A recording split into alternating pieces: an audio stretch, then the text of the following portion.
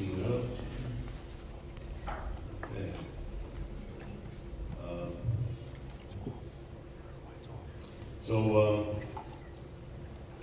Good afternoon, everyone. As Greeks during the month of March, we celebrate the anniversary of our fight for independence. However, as Chians, we also commemorate a very solemn and sobering event in our island's history. I will discuss in more detail the painting shown later, but just note that as dramatic a depiction as it may seem, it was a somewhat toned down version of the actual events of 1822. And as I will point out, the use of the word massacre in the singular term is perhaps a misrepresentation. Before we get into them, I want to offer a brief background of the island and history leading up to the Revolution of 1821.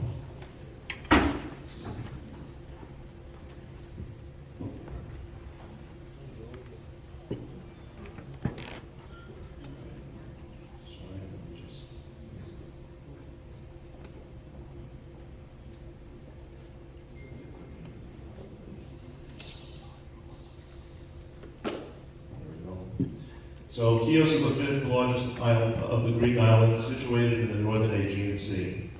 It's more than 70 miles from the mainland Greece and less than 4 miles off the coast of Asia Minor or modern-day Turkey.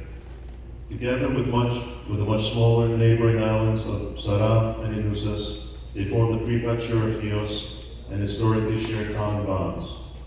As an island remote from the mainland Greece, coupled with its proximity to Asia Minor, it was often vulnerable to attacks or occupation, whether it was by the Persians, Romans, pirates, Crusaders, Genoese, Venetians, or the Ottoman Turks.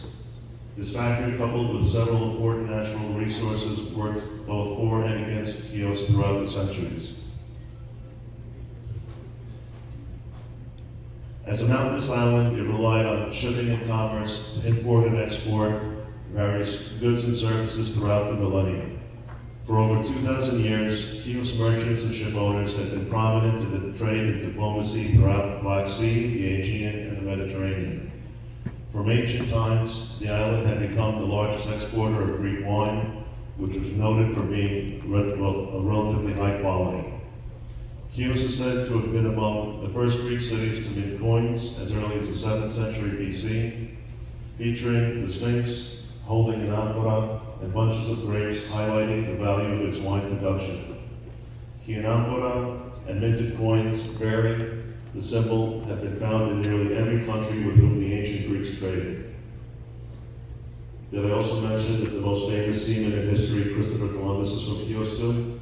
That's an entirely separate discussion.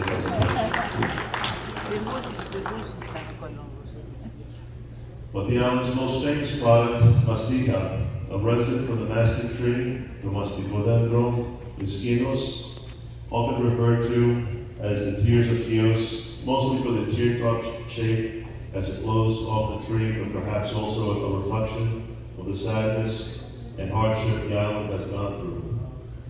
The only place it is known to grow successfully is in the southern region of Chios in the 24 villages referred to as the Mastikoria. It has been harvested for at least 2,500 years since Greek antiquity. Today, its most widespread use is as a chewing gum, flavoring for baking, as well as mastic liqueur. If I poll the room, I'm sure people will give me another 20 or so uses though. In ancient Greece, it was known for its medicinal properties. The Egyptians used it to embalm the dead. The Romans and the Turks used it to clean and whiten their teeth and to perfume their breath. Under the Byzantine Empire, the monastic trade became the emperor's monopoly. During the Ottoman rule of Chios, mastic was worth its weight in gold. In the Ottoman Empire, the Sultan gathered the finest mastic crop to send to his harem. The penalty for stealing mastic was execution by order of the Sultan. In 1556, the Turkish occupation of Chios began, though not much changed from Genoese rule. Throughout the occupation, the mainstay of the island's famous wealth was the mastic crop. Chios was able to make a substantial contribution to the imperial treasury, while at the same time maintaining only a light level of taxation. The Ottoman government regarded it as one of the most valuable provinces in the empire. Because of the mastika, Chios was given many privileges, and the island flourished under Turkish rule. It was during this period that most of the Catholics left the island and fruitless attempts by the Florentines and the Venetians to capture it. The island continued to grow economically as the population grew to over 100,000. The school of Chios was founded and many of the mansions and churches were built. The Greeks of Chios possessed a tremendous merchant fleet and dominated trade in the Black Sea, the Aegean, and the Mediterranean. The commercial and diplomatic power of Chios urged the Sultan to grant the island many privileges, which reached the status of autonomy.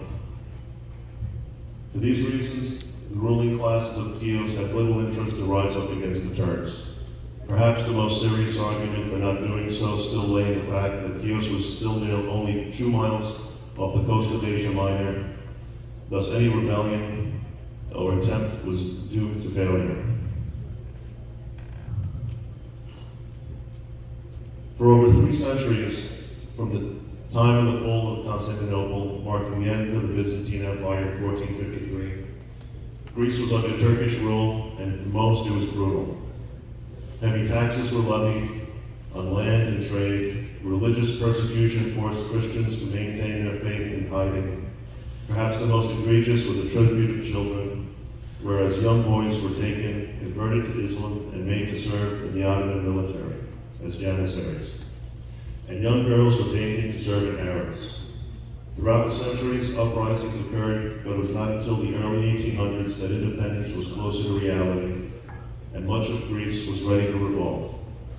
As early as 1818, Pankias Prodotenakis and Nicolas Milonas went to the Dimitrios Ypsilantis for the liberation of Chios from the Turks.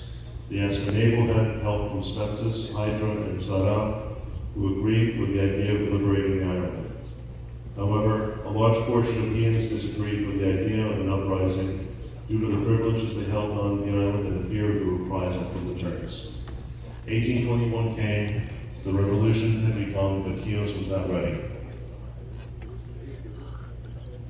On April 27, 1821, Iacobus Koubatsis from Hydra arrived in Chios with 25 ships in order to motivate the Chians to revolt against the Turks.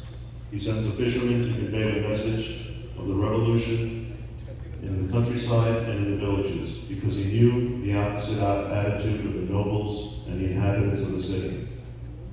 3 elders learned of his plan and secretly contacted him. They explained the reasons why they could not help, because most of the population was unarmed, inexperienced, and unprepared. They also explained to him that the effects of the population of the Greek inhabitants of Chios, as well as the other Chians who had settled outside the island, including Constantinople and Izmir, would be tragic. For those reasons, they begged the Tampazis to leave the island, and after 3 days, the fleet left. But the Turks learned of this potential threat and called the elders, Mikis Vlastos, Ionis Patrikousis, and Hadzi Polychronis Diamotiris, to get information. The elders denied knowing anything about it.